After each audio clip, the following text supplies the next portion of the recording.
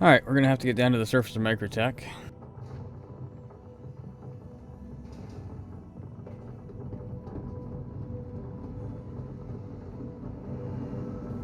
I'm pretty excited.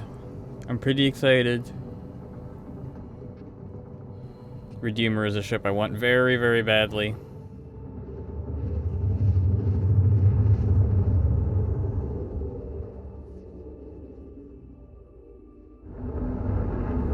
I like to land at the Commons just because it's a little bit more convenient. Landing gear deployed. Landing complete. There we go. The Navy would like to thank our private and corporate partners for making this year the UEE Navy, united in purpose. Oh, this hologram wasn't working for me yesterday. 2951 Invictus Expo Hall. Invictus Launch Week not only marks the graduation of the latest class of starmen and pilots entering service into the UEE Navy, but signifies the date that new recruits all over the Empire report to start their service. Duty, tradition, service. A life in the UEE Navy is about building a better universe for your loved ones.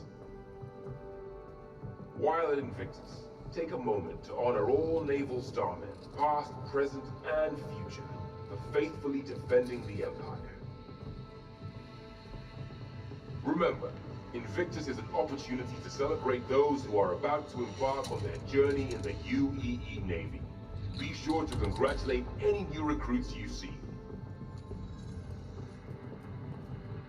The UEE Navy. Hey Eric, how's it going?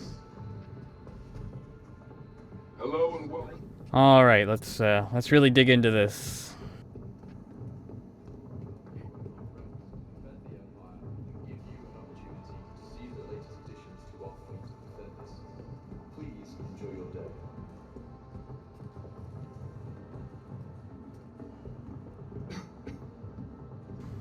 Oh, we got a couple of sub-hauls today.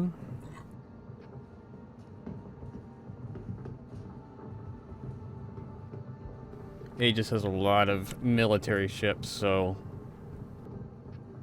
this is great. Now, do we want to go jump straight to the Redeemer, or do we want to leave it for just a little bit? We'll leave it for just a little bit. I think that's the one of the most anticipated things right at the moment, so we'll save it for a little bit later. The event has been pretty good so far. Have you checked out the Javelin tour?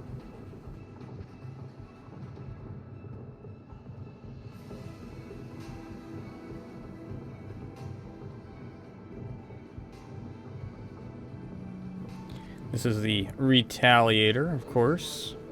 I've had a Retaliator for a very long time now. Nice looking ship. Kind of bad internals.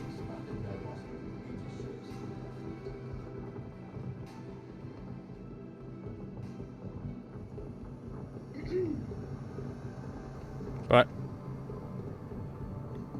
not terribly useful, but with a torpedo buff recently, it's a little more useful in certain circumstances. Hammerhead.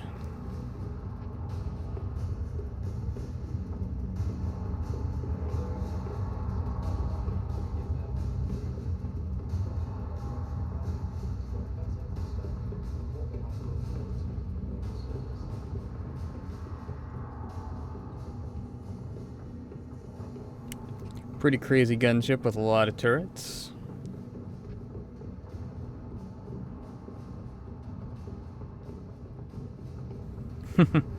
Well, you're in luck. I actually recorded it. I have it up on YouTube if you want to check it out. It's pretty cool.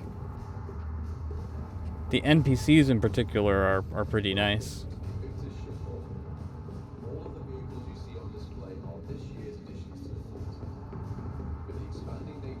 Check it out afterwards.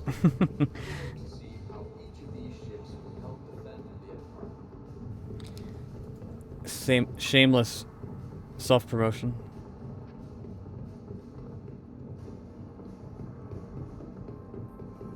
I like Aegis. I have a lot of Aegis ships. I especially like the newer Aegis design. That's a Saber Comet. I've got a regular Saber as well.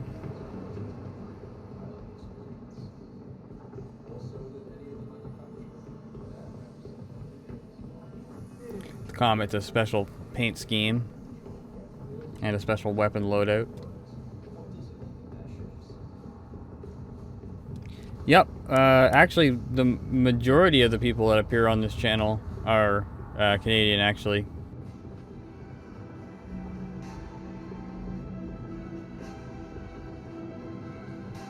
So you picked up on that good.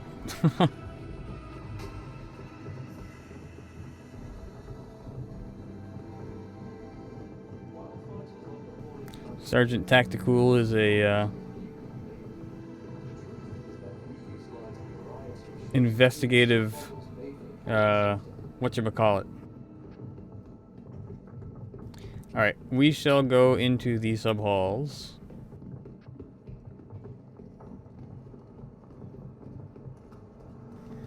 There is the F8 again today. We had a good look at that yesterday. So I won't spend too much time other than just circling around it here as we move on to the hull.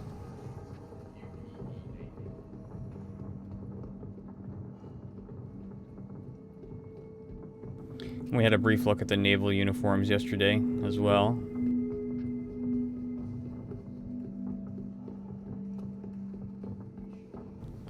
Oh, this is where we got the 4 Vanguards. Vanguard's another ship that I've had for a very long time. So we got a Harbinger. That's the bomber variant that has 3 size 5 torpedoes. They all look pretty similar on the outside. This is the hoplite then. This is the dropship variant.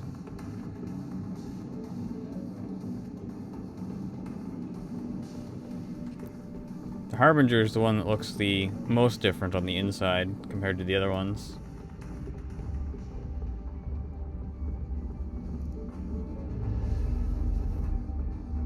The Harbinger's got all these seats and weapon racks here.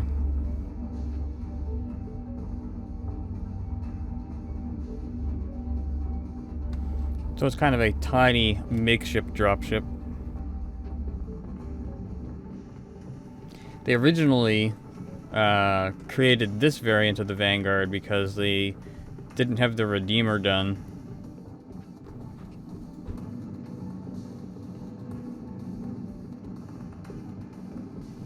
But the Redeemer, once again, we're going to check that out in a little bit here. So there's the Vanguard Warden. That's basically your standard fighter and living quarters slash escape pod in the center. That's the one that I've had for a while, and I like to keep it. A lot of people prefer this one over here, the Sentinel, because it has an EMP and it's slightly more agile. Although the EMP is not something that it's going to have long term. They just gave it an EMP for the moment because they don't have the E-War gameplay sorted out, the electronic warfare gameplay. It was supposed to have a AR cockpit as well originally, but it doesn't actually have that. One reason why I've kept my Warden instead of going for a Sentinel is because the Warden gives you 2 weapon groups that you can control independently, whereas the Sentinel, one of the weapon groups is taken up by activating the EMP.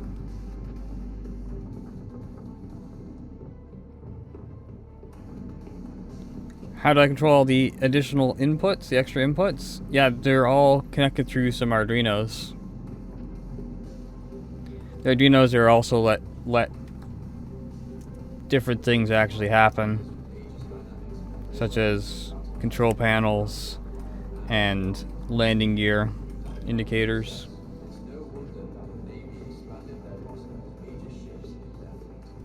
I have a tutorial up on that, actually a 3-part tutorial where I build button boxes, and so like basically the same thing as the cockpit, but much smaller, compact version that we just sit on a desk using an Arduino. I go over the actual build process for that, and then some of the programming. And a little bit later on, I'm going to be doing a part 4 on that, which is going to show you how to, do the final assembly and everything like that.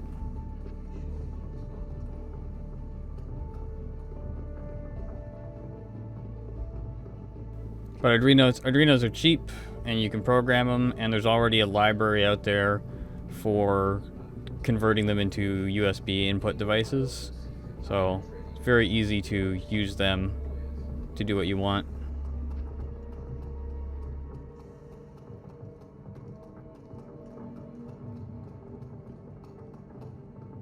Alright, we shall go across the show floor.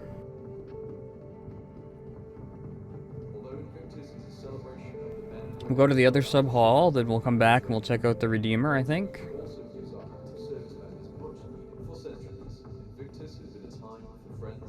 There's a regular saber there.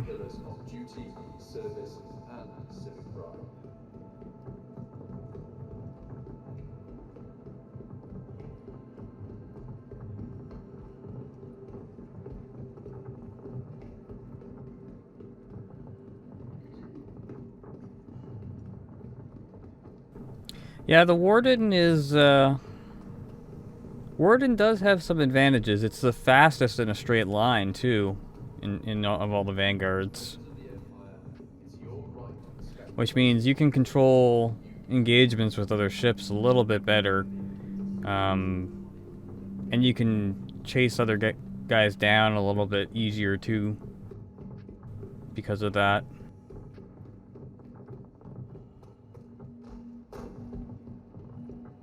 So a lot of people point to the Sentinel as being the best, and in a lot of ways it is, but again, it's going to lose that EMP eventually, and we don't really know what E-War is all about just quite yet. So we got Avenger Titans. That's the Renegade variant, sort of like the variant of the Saber Comet. Just a different paint scheme and standard weapon loadout. Here's your regular. This is your Avenger Stalker, actually, not Avenger Titan. This is like the one with the prison cells.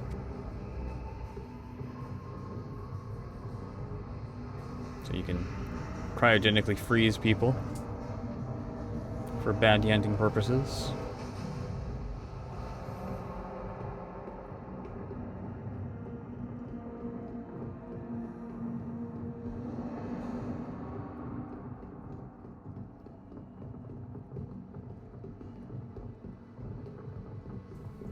And this is the Eclipse. This is the stealth bomber that carries 3 size 9 torpedoes. Very minimalistic 2 size 2 weapons on it. Very nice looking in my opinion. Very stealthy.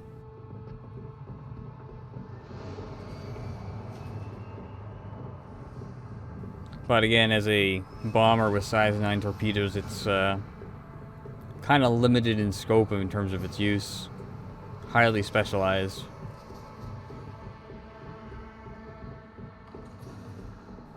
You've designed a 6 degree of freedom joystick using a Stuart platform, but I'm stuck on the math required. I'm not familiar. What's a Stuart platform?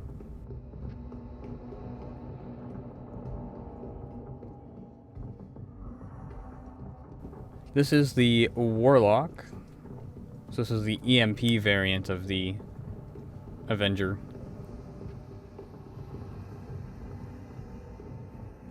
So it's sort of doing what the Sentinel is currently doing. It's a smaller EMP though, I believe.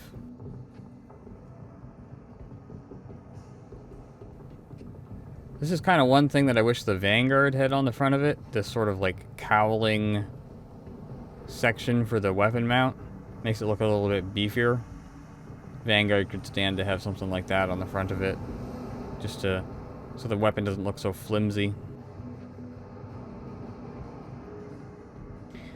And the Gladius, this is the Valiant version. So it's just a different paint scheme and weapon loadout from the default. Gladius is basically the default or the baseline fighter that everything is sort of balanced around, and it's typically the fighter that is the most up to date. They keep updating it all the time, so it's a good investment in terms of that way, because you know you're always getting the latest tech that they do, like the HUD. They'll get the HUD updated to first, or little tiny things like component slots and weapon racks on ships. Like not too long ago they added the weapon access panel where you can store guns on it. So it's constantly getting updated. So it's pretty solid choice from that perspective. Alright, so we've checked out all of the stuff in here, so let's go back and take a look at that Redeemer. This is a ship here that I'm very excited for, especially with some of the more recently announced changes to it. It's grown quite a bit, so it's a little bit bigger than it used to be. But it's got some massive amounts of firepower on it for a ship of its size. I mean, look at it compared to the Retaliator there. I realize the Retaliator is a bomber, but the Redeemer is very nice. So let's just briefly talk about its setup here.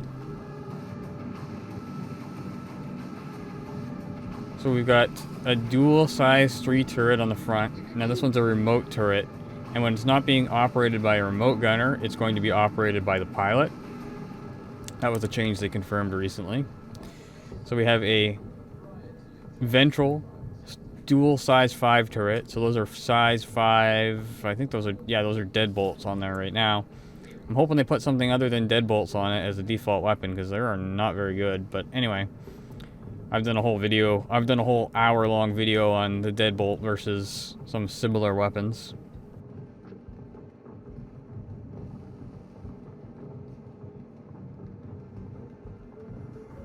The pilot also has these dual size 4 guns mounted in between the engines here and the main hull.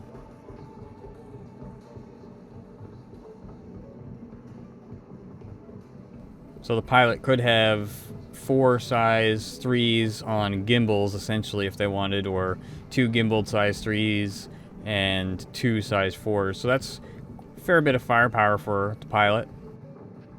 Up top there, we've got a mirrored turret. So instead of a ventral size 5 turret, we have a dorsal size 5 turret, dual size 5s. Okay, this is good too. They have made sure that this ventral turret is actually upright instead of inverted. I like that a lot better myself. A Stuart platform is a 6-legged platform that uses the leg length to manipulate the platform in 6 DOF. I'm going to have to check that out after.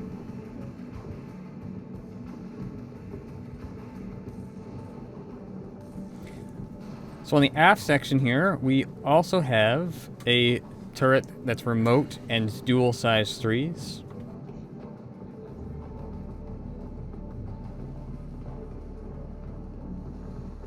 And of course we have the distinct nutcracker style engines on this thing.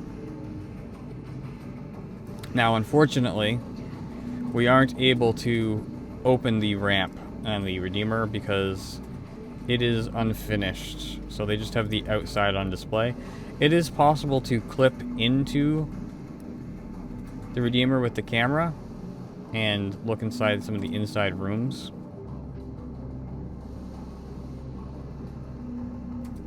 Got some really stubby landing gear. almost helicopter-esque, which really makes sense because in a way the Redeemer's sort of like a helicopter.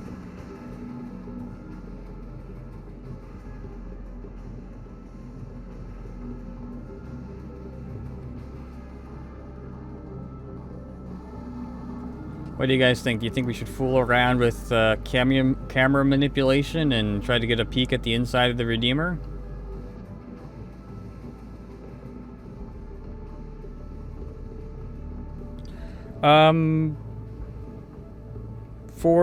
Well, I mean, my stick sort of already is set up to be able to work that way. Because I have the whole twist axis orientation changed. So this is down, this is up, this is strafe left, right, forward, and back. The only thing that I'm not sure about with 6DOF, like floating sticks, sort of stuff like that, is axis contamination. Like where if you're pushing forward, depending on where you're positioning your hand, are you also pushing then down?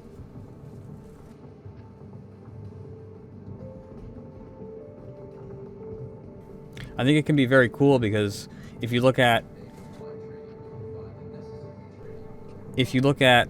things like the Talon. If you look at like the Talon's control scheme in game, I don't know if you're familiar with it, or the Prowler, but it sort of just floats there, and when you're moving it around, your hand's just moving it around. There's also one that I saw from I think it was Sublight Dynamics, I think it is. I could be wrong on the name of it, but they have a floating 6DOF joystick. But yeah, I like the idea of it for sure. Alright, let's see if we can clip in and get a look at this.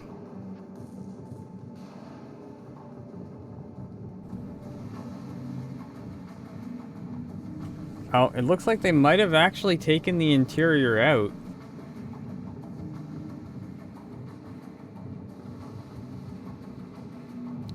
Either that or I'm not doing it properly.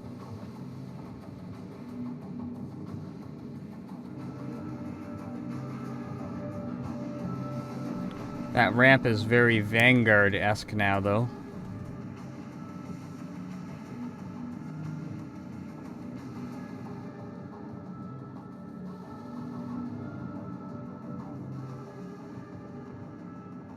Might be based on my position, it might be culling a few things out.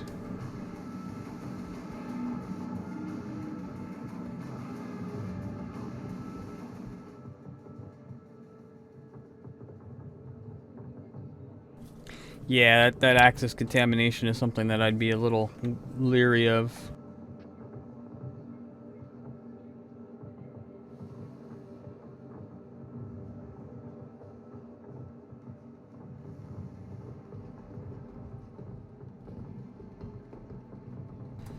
Yeah, I think they might have made the, I think they might have not made it possible to clip into it anymore. It was possible on the PTU, but when they did that, then it started this whole thing. There was a post on Reddit about redeeming the Redeemer, and a post on Spectrum about redeeming the Redeemer, where there was some design discussion about the internals and room layout and stuff like that, so they might have just removed the internals just so that people can't peek at it anymore, which is unfortunate. But I will, when I put this up on YouTube, I'll probably link the thread so that people can take a look at what the whole deal was with that.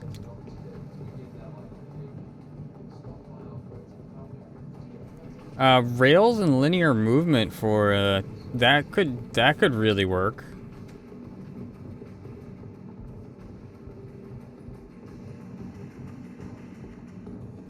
Are you familiar with like motion control cameras? I'm thinking like that, but flipped downwards, maybe.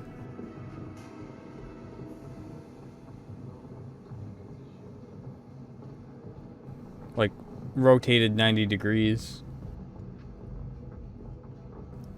Alright, so we've taken a look at the Redeemer. And we will head downstairs. And we'll check a few other things out. There's a couple of holograms to look at down here. I believe it's the Vulcan and the Nautilus.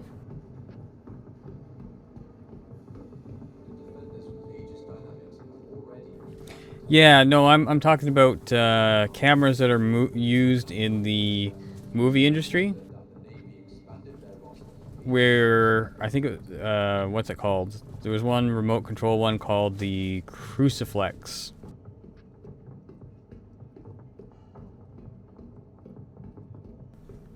Or something like that. It was used for remote controlling of cameras, but instead of remote controlling the camera, like it had rails that the camera would slide along. So instead of like controlling the camera, it would be like your rails that the stick would be sliding along. That was my thought.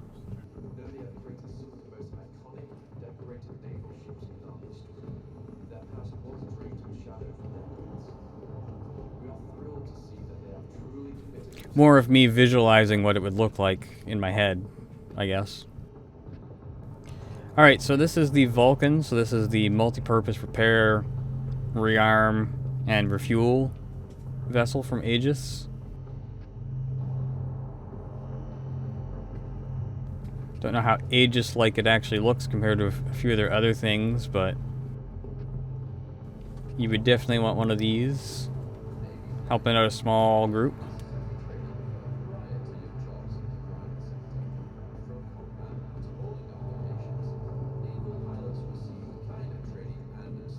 This kind of looks more... This looks more like Argo-ish to me than Aegis, just right off the bat. Just with that little cabin up front for the cockpit. But it's got repair drones and a bunch of other stuff. Rearm, refuel, that kind of thing.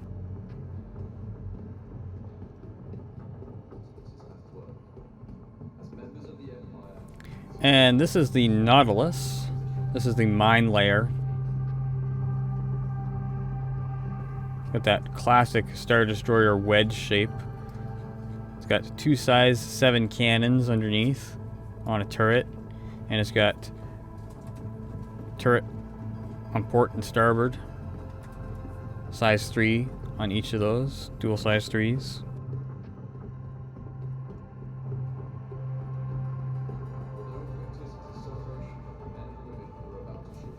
And it's got these little chutes on it. So there's 1, 2, 3, 4. And those are where the mines exit from, so I can deploy them in different patterns. So we'll have mines, and we'll have sort of like buoys with weapon systems attached that will automatically target other ships.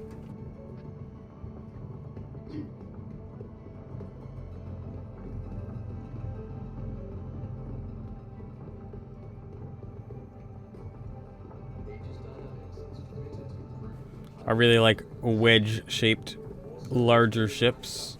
I think the Nautilus is only something around like 100 and something meters long.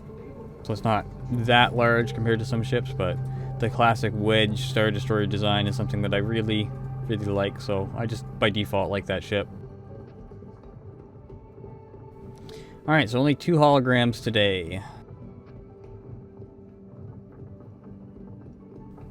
Yeah, I'm not sure how much of an improvement you'd get, because I haven't played around with it, but I do find that this setup here for my left stick, I do find that that's a great improvement over just a standard dual stick configuration or a stick and a throttle, especially when it comes to Star Citizen. It works really good as a pseudo collective as well, in terms of for flying helicopters, and it works really good for the stuff that we do in PlanetSide as well, so.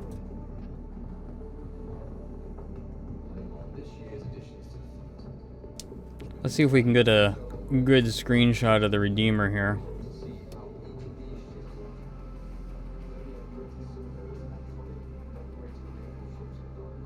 I think the Nautilus is going to be fun too. Honestly, Sergeant Tactical, that's why I built a lot of my stuff the way that I built it.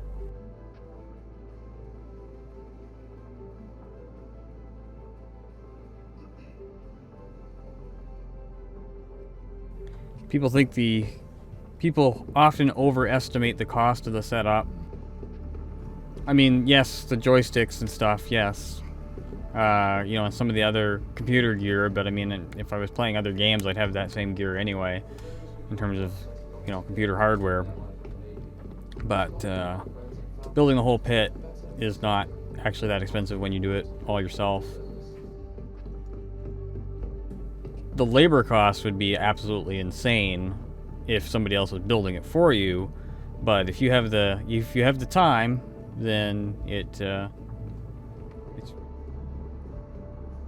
I mean, compared to buying one, I mean, yeah, it's still expensive. It's more expensive than having a desk and a chair, but it does replace a desk and a chair. But I mean, compared to buying one, yeah, my setup's made of 2x3 actually.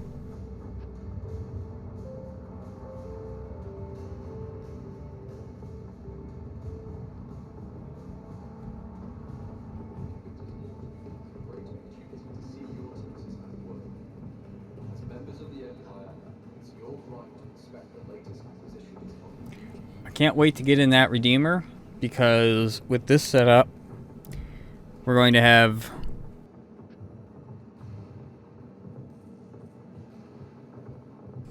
the ability to interface the turrets to the targeting computer, which is going to be absolutely fantastic for being able to see what the gunners on those guns are seeing, and the displays for maybe we could add one of the turrets to the targeting computer, one of the turrets down here, and being able to constantly see what they're shooting at and adjust position in a ship like the Redeemer is just going to be fantastic.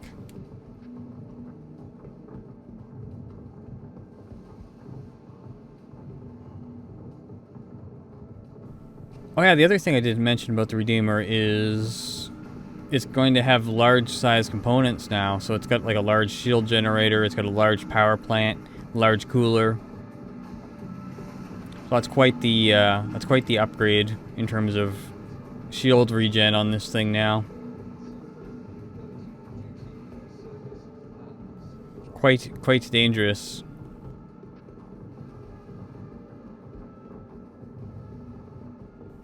Yeah, there you go. 2x4 spare car seat.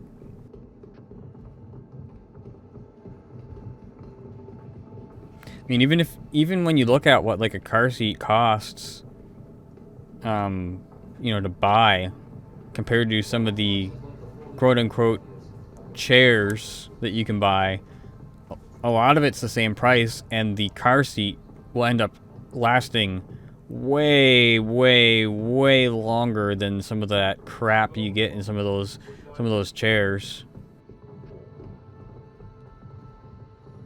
Some of those chairs are crappy and they peel the coating, or they wear out really fast.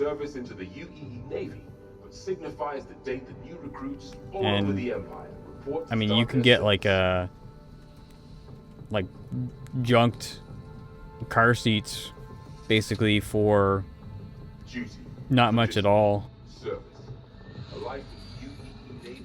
I mean, you're really, in a lot of ways, if instead of buying a computer chair, you're better off just buying the car chair as a part, and, you know, building a frame and just attaching it on there yourself, like one that's an actual meant for a car, like not one that not like one of those gaming chair ones.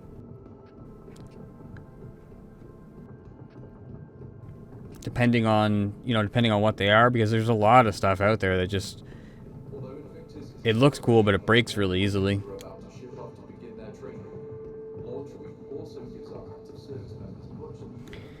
Alright, I think we've taken a look at everything that Aegis has to offer at this point. I've definitely done the insides of the Retaliator, done the insides of a Hammerhead before, got a Saber, got lots of content up on that. So plenty of places that you can see some of that. I don't think I'm going to go into each individual one at this point, but because I definitely got stuff already. But that Redeemers is something I'm really looking forward to. A rare opportunity to explore an active duty Javelin destroyer. Alright, so I think that's the end of Aegis Day.